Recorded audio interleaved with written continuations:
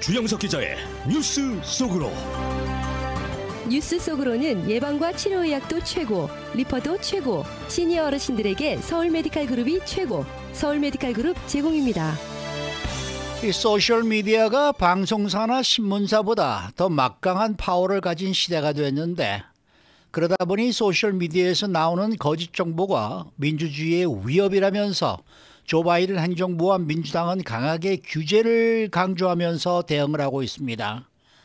그런데 연방법원이 정부가 소셜미디어 활동에 간섭을 해서는 안 된다면서 수정헌법 1조 표현의 자유를 내세워 소셜미디어에 대한 규제에 제동을 걸었습니다. 또 미국에서 보수와 진보 사이의 대립이 갈수록 심화되면서 이제는 학교의 연극 무대에서 어떤 작품을 공연할지 정하기도 어려운 상황이 될 정도로 갈등의 골이 깊어지고 있습니다. 주영석 기자. 안녕하십니까. 연방정부의 소셜미디어 회사에 대한 규제에 이 제동을 거는 판결이 나왔네요. 예, 그렇습니다. 이 남부 루이지애나주에서 나온 판결인데요. 상당히 논란이 될 수 있는 판결이 나왔습니다. 온라인상에서 표현의 자유가 민주주의의 위협 가능성에 대한 대응보다 우선한다는 그런 내용입니다. 그러니까 정부는 표현의 자유, 그러니까 지금 현재 조 바이든 행정부라든가 또 민주당 쪽은 그러니까 표현의 자유가 물론 중요하지만 당연히 그건 중요하지만 민주주의의 위협이 될 수도 있기 때문에 그걸 그냥 방치하다 보면 표현의 자유를 인정해서 그냥 방치하다 보면 그것이 이제 민주주의의 위협이 될 수 있기 때문에 규제가 필요하다. 이게 현재 조 바이든 행정부 또 민주당의 생각이고요. 법원은 루이지애나주 이제 법원이죠. 법원은 설사 일부 그런 위협이 있다 해도 또 그런 위협이 있을 것 같다는 걱정이 든다 하더라도 표현의 자유가 더 중요하다. 이런 판결을 내렸습니다. 네, 이 판결에 대해서 앞으로도 논란이 있을 수 있는데 그 판결의 구체적인 내용은 어떤 내용입니까? 네, 루이지애나주 서부 연방법원의 그 테리 다우티 판사가 지난 3일 이번 주 월요일 날 이제 판결을 내린 건데요. 네. 연방수사국 FBI라든가 보건복지부라든가 이런 그 연방정부 기관들의 행태를 비판했습니다. 이 소셜 미디어 콘텐츠를 제거하거나 뭐 삭제하거나 억제하거나 축소하는 것을 압박해서는 안 된다는 겁니다. 그러니까 이게 뭐 규제한다는 게 대단한 게 아니라 이런 데서 예를 들어 뭐 FBI나 보건복지부 같은 데서 뭐 트위터나 뭐 인스타그램이나 이런 데 전화해서 거기 뭐 담당자나 또는 좀 높은 사람한테 전화해서 이거 뭐냐? 좀 이상한데 한번 잘 봤으면 좋겠네. 이건 뭐 좀 이상한데 뭐 예를 들어 그렇게 얘기했다. 그러면 그 기관에서는 우리가 무슨 그 규제한 거야? 우리 그냥 한번 알아본 건데 전화. 근데 그렇지 않다는 거죠. 그런 거 자체가 굉장한 압박이 되고 압력이 된다는 겁니다. 그래서 그런 거 하지 말라는 거죠. 그런 거 하지 마라. 소셜 미디어에 어떤 글이 올라오고 무슨 표현 어차피 그거는 이 미국인들 또 전 세계인들이 사용하는 건데 거기서 사람들이 자기 생각 가지고 무슨 얘기를 하고 그게 뭘 정부가 그걸 통제하려고 드느냐. 이제 이런 얘기가 되겠습니다. 그래서 소셜미디어 컨텐츠에 대해서 정부가 나서가지고 그걸 제거한다거나 삭제한다거나 억제한다거나 축소하는 걸 목적으로 해서 소셜미디어 회사에게 연락하는 것 자체를 해서는 안 된다. 이게 이번 판결의 핵심이라고 할 수 있습니다. 관리하지 말라는 얘기죠. 맞습니다. 네. 그래서 이 테리 다우티 판사는 한마디로 얘기해서 관리하려는 생각조차 하지 마라. 이게 이번 판결의 핵심이라고 설명했는데요. 소셜미디어가 트위터라든가 뭐 인스타그램이나 이런 게 다 민간 기업이잖아요. 네. 민간 기업이니까 민간 기업이 알아서 하게 놔둬야지 정부가 그걸 간섭하는 게 말이 되느냐 이제 이런 얘기가 되겠습니다. 그리고 언론의 자유와 민주주의를 위협하는 요소. 그러니까 그 SNS, 소셜 미디어, 트위터 같은 이런 데 올라오는 그런 여러 가지 표현들을 그냥 두는 거. 이게 이제 언론의 자유, 표현의 자유고.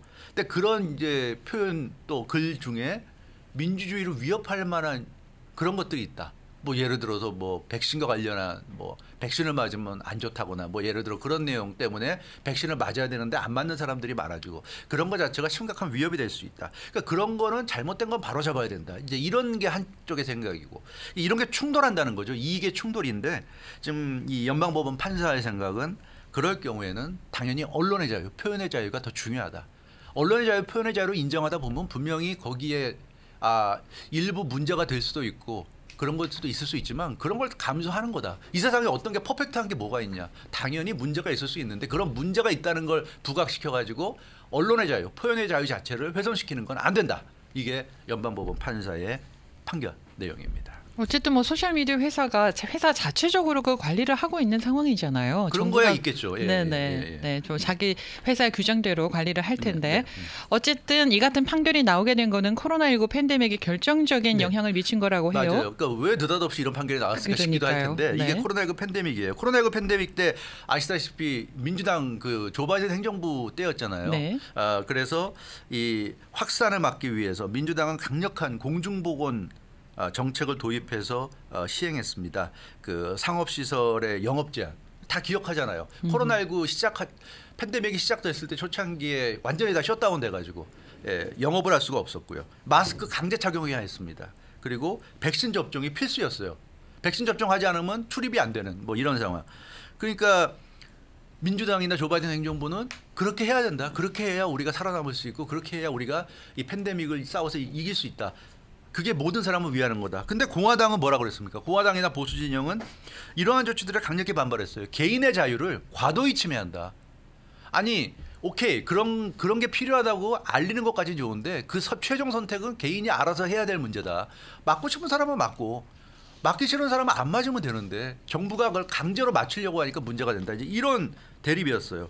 근데 이제 트위터나 그 당시 페이스북이나 대표적인 소셜 미디어 회사들이 그 당시에 이제 코로나나 백신과 관련한 많은 게시물들을 삭제했습니다. 근데 그게 이제 대부분이 코로나19 관련한 정책에 대한 비판이라든가 백신에 대한 비판을 가짜 뉴스다.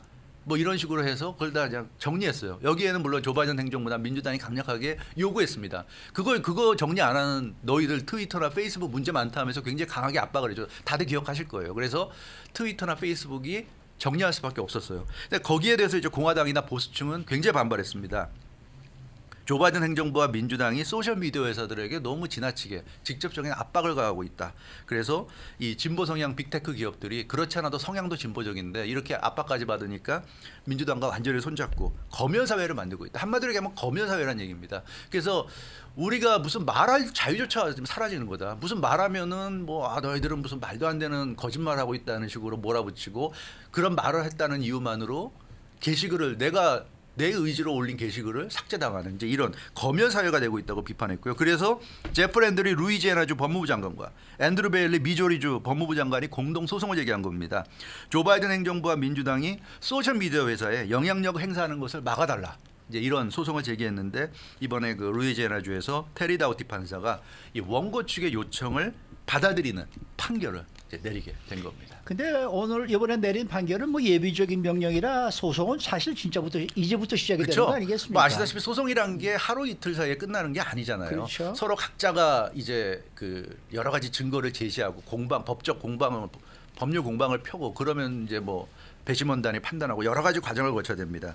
그래서 이번에 테리 다우티 판사가 내린 결정은 예비적인 금지 명령입니다. 그러니까 본안 소송은 이제 해야 되는 거고요. 본안 소송 가기 전에 그러니까 이 소송을 제기한 제프 앤드류 루이지애나주 법무부 장관, 앤드루 베일리 미조리주 법무부 장관이 소송이 끝날 때까지 일단 그 소송이 끝날 때까지 정부나 민주당이 소셜 미디어 업체들에게 이렇게 그 압력을 가하지 못하도록 막아달라는 그러니까 가처분을 내려달라는 겁니다. 본안 소송 결정이 나오면 그 결정이 물론 이제 최종 이제 결정이 되겠지만 그 전까지 최종 결정이 내려지기 전까지 가처분을 요청한 것이고 그 가처분을 받아들였다.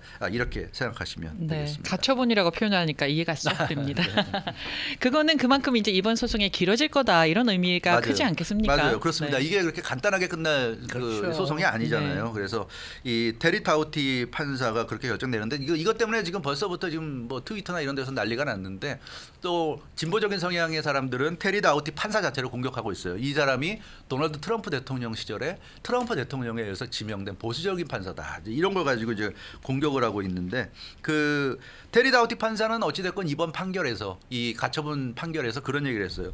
원고들의 주장이 사실이라면 그 루이지애나 미조리 이 법무부 장관들의 주장이 사실이라면 표현의 자유에 대한 미국 역사상 가장 심각한 지금 공격이 이루어지고 있는 것이다. 이렇게 얘기를 했습니다. 그래서 본안 소송에서는 결국은 정부가 반대파를 침묵시키는데 권력을 이용했는지 여부가 핵심이 될 것으로 보입니다. 그러니까 이렇게 얘기하지만 어찌됐건 코로나19 팬데믹과 관련해서 백신 접종을 하지 않을 자유, 마스크를 쓰지 않을 자유, 뭐 이런 그런 것에 대해서 정부가 지나치게 간섭하고 그런 거를 소셜 미디어에서 얘기만 해도 삭제가 되는 이런 게 과연 올바른 거였나? 거기에 대한 이제 판단이 내려질 텐데 이게 1심이거든요, 지금. 1심 결정이 내려지면 어느 쪽이든 지는 쪽에 받아들이지 않겠죠. 당연히 항소로 갈 거고요. 그렇죠. 항소에서 또 결정이 나눠지면 거기서 또 받아들이지 않는 쪽이 상고, 대법원까지 갈 거예요. 가는 결국 거죠. 대법원까지 가겠죠. 그러니까 시간이 오래 걸릴 수밖에 몇 년 걸리겠네요. 없는. 그렇습니다. 네. 네. 네. 그래서 이게 참 문제인데 뭐 어찌됐건 많은 것을 좀 생각해 보게 만드는 것 같습니다. 네. 자, 미국 사회에서 보수와 진보 대립이 격화되는 것 아마 여러분들이 아마 다 그렇죠. 느끼시리라고 봐요.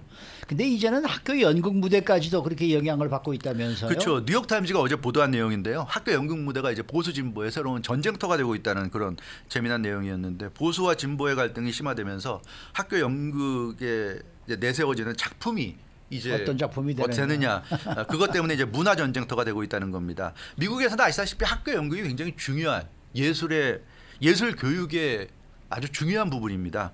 그래서 거의 모든 학생들이 연기자로 연출자로 다 참여하게 되는데요.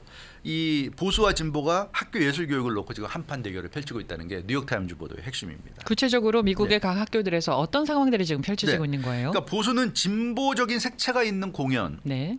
연극 작품을 하나하나 검열하고 있다. 그래서 어떤 연극 작품이 올라오는데 조금이라도 보수가 볼 때 좀 내키지 않는 부분이 있을 때는 왜 이런 걸 하느냐고 이제 공격을 한다는 거죠. 진보도 마찬가지입니다. 이런 상황이 되다 보니까 마찬가지로 보수적인 성향이 느껴지는 그런 작품이 올라올 때는 진보 쪽에서도 가만 안 있는다. 그러니까 이게 지금 어떤 작품을 올려야 될지 학교 선생님들이나 학생들이나 굉장히 난감한 이런 상황이라고 합니다. 참.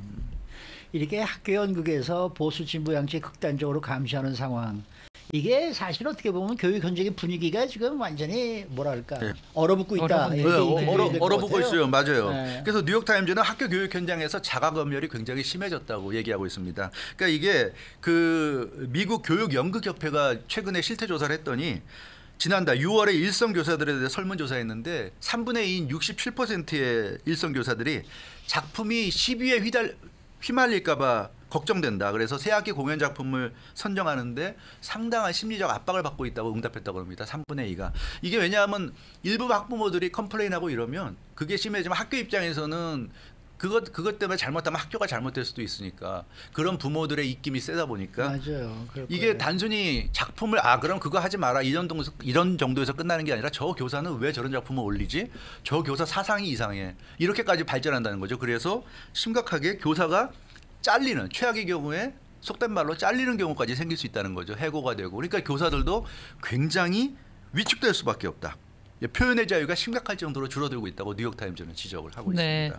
그 얘기는 조금이라도 뭐 보수적이거나 아니면은 진보적이거나 그런 코드가 있다라고 네. 하면은 작품 선정을 하는데 꺼려질 거 아닙니까? 네. 회피하게 되는 거고. 그걸 못한다는 거죠. 근데 그렇죠. 사실은 우리가 알고 있는 유명한 클래식 작품들 보면 다 이런 코드가 있는데요. 맞아요. 이걸 다 네. 배제해야 되니까 네. 문제가 돼요. 뉴욕타임즈가 지금 몇 가지 사례를 들었는데 She Kills Monster 최근에 가장 많은 공격을 받고 있는 연극이라고 합니다. 2011년 초연 이후에 호평을 받으면서 미국 학교에서 가장 많이 공연되는 연극 중에 하나인데 이게 보수 측의 블랙리스트에 올라 있다고 합니다. 왜냐하면 주인공이 여동생이 죽기 전에 남기고 간 던전 앤 드래곤 게임을 하면서 여동생이 어떤 사람이었는지를 알아가는 그런 내용이라고 해요. 근데 결국은 자꾸 찾았더니 여동생이 레즈비언이었다는 거죠. 그래서 이 오빠는 그걸 몰랐다는 겁니다. 그래서 이제 알고 봤더니 레즈비언이었구나. 그러니까 이러니까 이제 보수성의 학부모들이 왜 여동생이 레즈비언이 되느냐.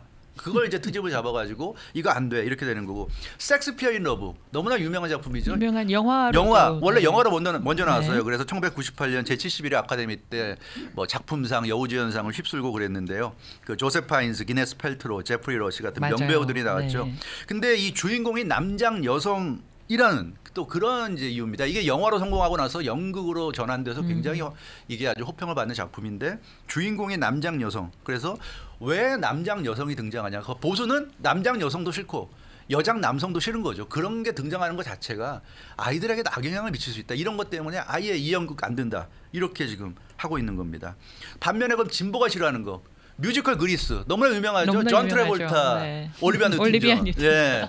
근데 이게 또 진보는 이걸 싫어해요. 왜냐하면 이 작품 1970년대 작품인데 여기 보면 남자는 이래야 돼, 여자는 이래야 돼 이런 게 있어요. 그러니까 가장 진보가 싫어하죠. 여성들을 딱 규격화하고 남성들을 규격화하는. 요즘 세상은 그런 게 아니잖아요. 남자가 할 일 따로 있고 여자가 할 일 따로 있고 이런 게 아닌데 그리스는 그런 내용이 있다는 거죠. 그래서 그리스 같은 거 안 된다.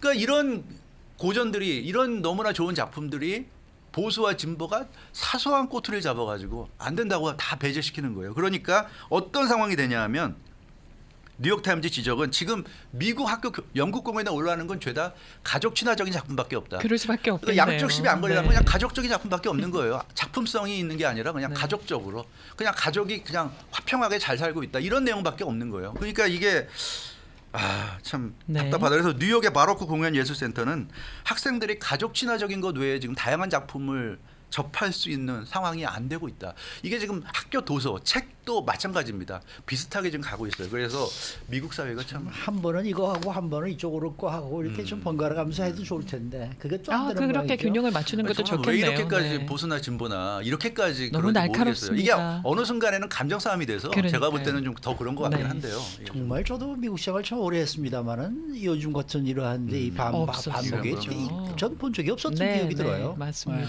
그러니까 좀 싸울 땐 싸우더라도 서로가 서로를 최소한 인정을 하면서 그렇죠. 그래야 되는데 지금은 서로가 서로를 인정하지 않는 단계로 간 것 같아서 네. 이게 좀 학생들 교육에까지 악영향을 미치는 거다. 네. 이런 좀 안타까움이 듭니다. 네. 네, 주영석 기자였습니다. 뉴스 속으로는 예방과 치료의학도 최고, 리퍼도 최고, 서울 메디칼 그룹 제공이었습니다.